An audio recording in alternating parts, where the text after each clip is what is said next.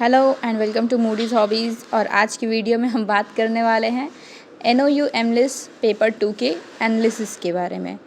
Analysis हम इसी तरीके से करने वाले हैं कि हम मैच करेंगे हमारे क्वेश्चंस, कितने क्वेश्चंस जो हैं PYQ से सेम टू सेम पूछे गए हैं। जैसे कि आप देख सकते हो कि 10 क्वेश्चंस हैं और 10 में से 5 के ही आंसर लिखने थे। तो ये 10 क्वेश्चंस इस तरीके से हैं, आप देख सकते हो। सूचना सेवा के बारे में है पहला क्वेश्चन, दूसरा क्वेश्चन है अनुवाद सेवा, थर्ड है UNISIST, fourth NASSDOC, fifth IFLA, six number प्रलेखन एवं सूचना केंद्र, सेवेंथ सूचना नीति पद, एट्थ रेफरल सेंटर एवं clearing house, ninth number is पुस्तकालय consortia and 10th number is IFLA. तो चलिए अब हम कंपेयर करते हैं अपने PYQ से, प्रीवियस ईयर क्वेश्चन से, कि कितने क्वेश्चंस हैं जो सेम टू सेम आए हैं और हमें अभी कितनी मेहनत करने की ज़रूरत है या कितना स्मार्ट वर्क करने की ज़रूरत है। तो चलिए स्टार्ट करते हैं अपना वीडियो। तो ये हैं 2018 का क्वेश्चन पेपर, 10 क्वेश्चन पूछे गए हैं। स्टार्टिंग के जो 2 क्वेश्चन हैं सूचना संगठन और राष्ट्रीय सूचना प्रणाली, ये नहीं पूछे गए हैं। थर्ड नंबर क्वेश्चन है प्रलेखन केंद्र। प्रलेखन केंद्र से आप क्या समझते हैं? प्रलेखन एवं सूचना केंद्रों के विभिन्न प्रकारों के बारे में बताइए। ठीक है, अब क्वेश्चन नंबर 3 और आप अपना क्वेश्चन नंबर 6 देख लो। कल का जो पेपर हुआ है क्वेश्चन नंबर 6, ये जो ज़रा सा पूछने का तरीका चेंज है। क्वेश्चन नंबर 6 हमारा है प्रलेखन एवं सूचना केंद्र क्या है और इसके विभिन्न प्रकारों का वर्णन कीजिए। यानी कि हाफ पार्ट वाला जो पोर्शन है ना, उसको बस लेफ़्ट राइट करके मिक्स करके लिख दिया गया है, बस यही एक चेंज है। तो क्वेश्चन नंबर 3 पूछा गया है और ये बिल्कुल क्वेश्चन नंबर 6 के जैसा ही है, बस थोड़ा सा ट्विस्ट करके लिख दिया गया है। ओके, और क्वेश्चन नंबर आप 4 देखो, डेटा केंद्र के कार्यों का विवेचन कीजिए। तो डेटा केंद्र रिगार्डिंग कोई क्वेश्चन पूछा नहीं गया है। क्वेश्चन नंबर 5 इज़ सूचना नीति पद से आपका क्या तात्पर्य है, इसके महत्व की चर्चा कीजिए। तो क्वेश्चन नंबर 5 और क्वेश्चन नंबर 7, कल के पेपर का क्वेश्चन नंबर 7 जो है, सूचना नीति पद से आप क्या समझते हैं, इसके महत्व की चर्चा कीजिए। सेम टू सेम है, पूछने का तरीका भी वही है, एक एक वर्ड एकदम सेम है। Next question is DESIDOC. DESIDOC से रिलेटेड कोई क्वेश्चन नहीं पूछा गया है। उसके बाद आता है टॉपिक नैसडॉक का। नैसडॉक के उद्देश्य एवं कार्यों की व्याख्या कीजिए, explain the aims and functions of NASSDOC. तो ये टॉपिक आया है question number 4, explain the aims and functions of NASSDOC, same to same. उसके बाद नेक्स्ट क्वेश्चन देखो, क्वेश्चन नंबर 8 है पुस्तकालय के विकास में यूनेस्को के योगदान की विवेचना कीजिए। ठीक है, तो क्वेश्चन नंबर 8 यूनेस्को से रिलेटेड कोई क्वेश्चन नहीं पूछा गया है।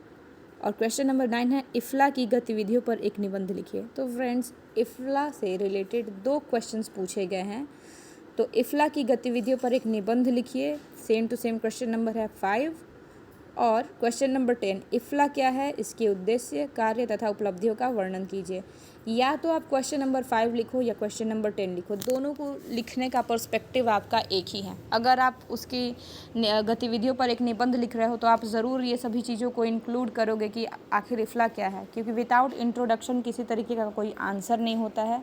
और कोई भी आप आंसर लिखो, इसमें IBC का रूल एक तरीके से फॉलो हो ही जाता है, क्योंकि हमारा जो भी आंसर हमें लिखना है वो 16 मार्क्स का है। तो कम से कम हम 3 से 4, मिनिमम 3 से 4 पेजेस में ज़रूर लिखेंगे और मैक्सिमम तो हमारा 6, 7, 8 पेजेस तक आंसर जा सकता है।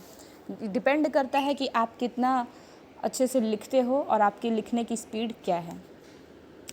यहाँ पे देखिए क्वेश्चन नंबर 10 है इनिस की संरचना, उद्देश्यों एवं विशेषताओं की विवेचना कीजिए। तो इनिस से रिलेटेड क्वेश्चन भी नहीं पूछा गया है। इस तरीके से हम देख सकते हैं कि कम से कम 3 से 4 क्वेश्चन 2018 के पेपर से पूछे गए हैं। तो पेपर 1 के एनालिसिस में भी यही पता चला था कि कम से कम 3 से 4 क्वेश्चन तो 2018 से आए हैं। पेपर 2 में भी 3 से 4 क्वेश्चन 2018 यानी कि 2018 से पूछे गए हैं।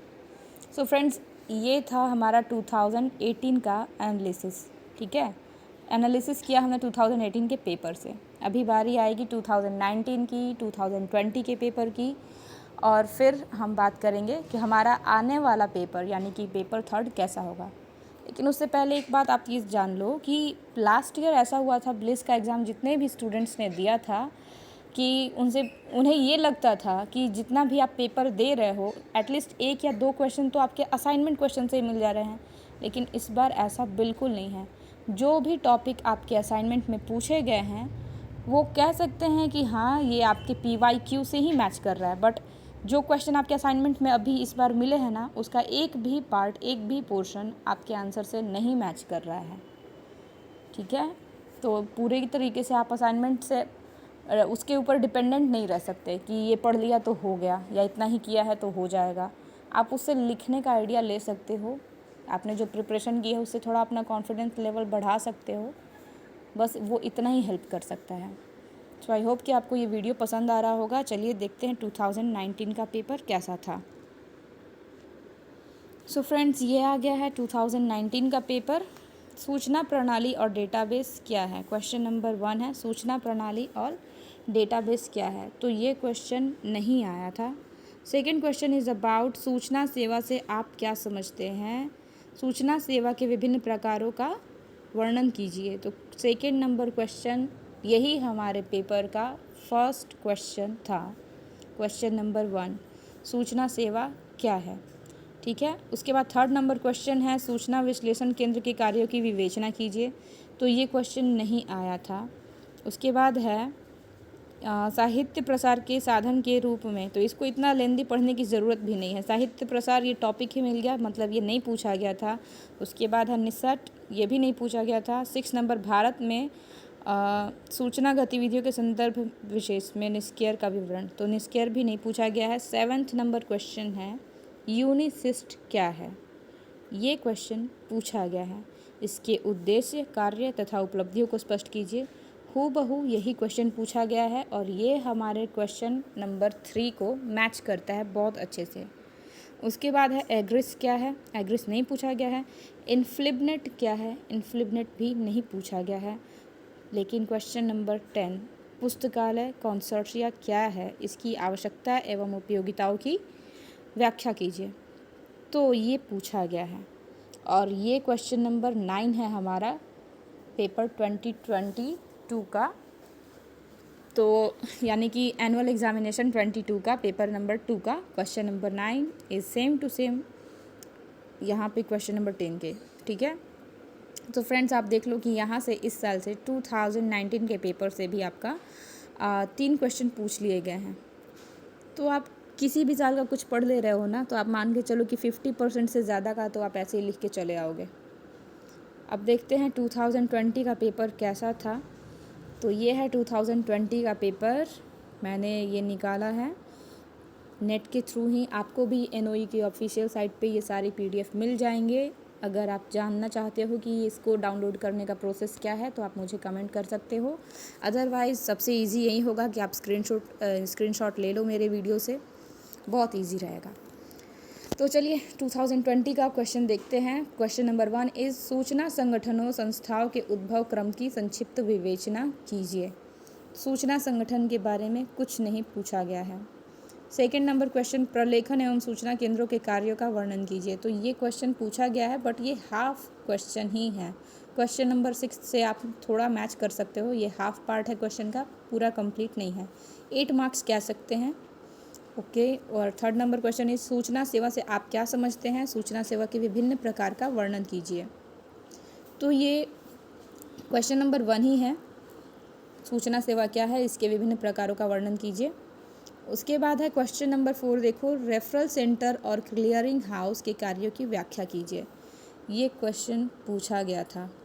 क्वेश्चन नंबर 8, ये एक बार ही रिपीट हुआ है क्वेश्चन नंबर 8, रेफरल सेंटर एवं क्लियरिंग हाउस के कार्यों की विवेचना कीजिए। 2020 से था ये क्वेश्चन।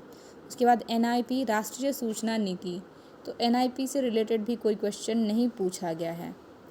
नेक्स्ट क्वेश्चन है यूनेस्को टॉपिक आया ही नहीं है, बट क्वेश्चन नंबर 7 जो ये IFLA का है ये पूछा गया था। IFLA क्या है, इसके उद्देश्य, कार्य तथा उपलब्धियों का वर्णन कीजिए, ये क्वेश्चन नंबर 10 है हमारा।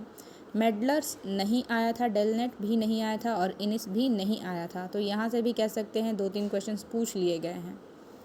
सो फ्रेंड्स, आपको आज का वीडियो कैसा लगा ज़रूर बताना। और पेपर 3 की अब बारी आती है। तो पेपर थर्ड के लिए भी आप ऐसे ही 2018, 19, 20 ज़्यादा नहीं 3 साल के पेपर्स देख लो। और जब आप 2018 का PDF डाउनलोड करोगे तो उसमें देखना 2 पार्ट दिए गए हैं। ओल्ड सिलेबस के बेस पे एक क्वेश्चन है और न्यू सिलेबस के बेस पे भी एक क्वेश्चन है। तो आप न्यू वाले को फॉलो करना, ओल्ड वाले को नहीं। ओल्ड वाला ओल्ड सिलेबस पैटर्न पे बेस्ड क्वेश्चंस पूछे गए हैं, ठीक है। और जितने भी हमारे क्वेश्चंस जो मैच कर रहे हैं इस एनालिसिस में कि मोस्टली आस्क क्वेश्चंस हैं, तो वो सब न्यू पैटर्न से ही हैं। और 2018 बहुत ही एक, मैं ये कहूँगी कि ये सबको पढ़ना चाहिए, सजेस्ट करना चाहिए। जितने लोग ये वीडियो देख रहे हैं आप तो जान गए, बट जो लोग कनेक्टेड नहीं हैं, जिन्होंने नहीं देखा है या आपके कांटेक्ट में है, तो आप उनको शेयर ज़रूर करना या आप ये इन्फॉर्मेशन ज़रूर शेयर करना कि 2018 पढ़ लिया तो समझो कर लिया, ठीक है। क्योंकि 33% मार्क्स लाने इम्पॉर्टेंट है क्लियर करने के लिए, और वो 33% मार्क्स सिर्फ और सिर्फ असाइनमेंट से नहीं मिलने वाले। आपके क्वेश्चन लिखने का तरीका आप जो जानते हो, आपके आंसर लिखने का तरीका, आप कितना कैची, कितना इम्प्रेसिव आंसर लिख सकते हो, वो आप पे डिपेंड करता है। हैंड राइटिंग अच्छी होनी चाहिए, लिखने का स्पीड अच्छा होना चाहिए, IBC का रूल फॉलो होना चाहिए। आपको उसमें आपके जितने भी आपके माइंडसेट में जो आंसर हैं, थॉट्स हैं, आप जितना ब्यूटीफुल अपना आंसर बना सकते हो उस तरीके से लिखो। डेटाज एंड फैक्ट्स डालना मत भूलना, और चाहो तो कोई चार्ट, डायग्राम, ये सब इंक्लूड ज़रूर करना। और अगर आप 2 लैंग्वेजेस का यूज़ करते हो, जैसे कि कोई पर्टिकुलर कोई इम्पैक्टफुल लाइन है, जैसे आपको लगता है कि हाँ ये बहुत ही, ये मेन लाइन है, इसका मीनिंग कुछ होना चाहिए या इस पे मार्क्स मिलने चाहिए, तो ट्रांसलेट करने की कोशिश करो, लिखने की कोशिश करो। बिकॉज़ आप जानते हो कि आप जो एग्ज़ाम दे रहे हो उसमें कोई नेगेटिव मार्किंग नहीं है। आप जितना अटेम्प्ट लोगे उतना बढ़िया स्कोर करोगे। So I hope you all guys liked this video. So please do like, share and subscribe our channel, and do share it to most and many of the students. Thank you and bye bye.